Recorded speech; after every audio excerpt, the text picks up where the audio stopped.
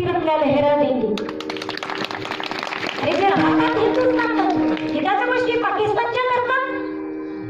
शास्त्रीय परिभाषेमध्ये त्याला राक्षस म्हणतात, जे देव भक्त जाणतात, मानत अजिबात। रावणाला संपूर्ण कल्पना होती की ज्या सीता मातेचं मी अपहरण केलं ती जगाच्या मालकाची बायको आहे। तो स्वतः म्हणतोय पंचवटी सम्मुख जाता मीच पाहिलो सायुज्यता सकळ कुळ उद्धारार्थ सीता चोरून आली, हे त्याचं वाक्य आहे।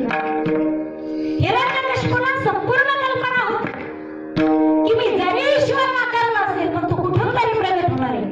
तुम्हाला नृसिंह अवतार पाहिजे, महाराज आज प्रगट आहे। नृसिंह अवतार पाहिजे आज प्रगट आहे। तुलसी रामायणामध्ये तुलसीदासजी सांगतात, राम कथा तो कितनो ने लिखी तुलसी जैसी मर्याद कहा नृसिंह बसे प्रति खंबन में कारण को भक्त प्रहलाद कहा नृसिंह बसे प्रति खंबन में कारण को भक्त प्रहलाद कहा नृसिंह बसे प्रति खंबन में कारण को भक्त प्रहलाद कहा।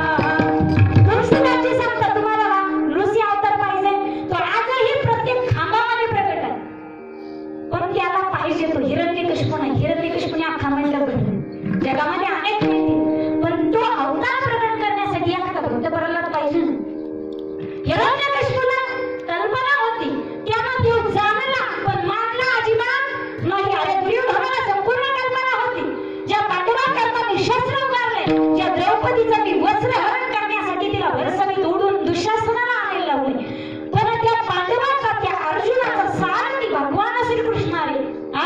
ध्वजस्तंभावरी मानरू तो का मूर्तिमंत शंकरू सारथी सारंग धनुर्जुनेसी, हे त्याचं वाक्य विधान आहे। तरी तो सांगतोय भगवंता मी धर्म सांगतोय पण माझी प्रवृत्ती नाही, मी अधर्म सांगतोय पण माझी निवृत्ती नाही।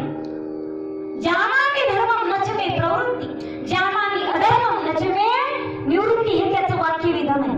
तो देव जाणत होता, मानला नाही त्याने। सुचमाग्रे दास्यामि विना अध्ययन केशवा, हे त्याचं वाक्य विधान। हा झाला तिसरा वर्ग, जो देवाला फक्त जाणतो, मानता जिव्हाळा नाही। आता शेवटचा वर्ग, चौथा वर्ग वरती घ्या, जो देवाला फक्त मानतो, देवाला जाणता जिव्हाळा नाही, त्याला देवही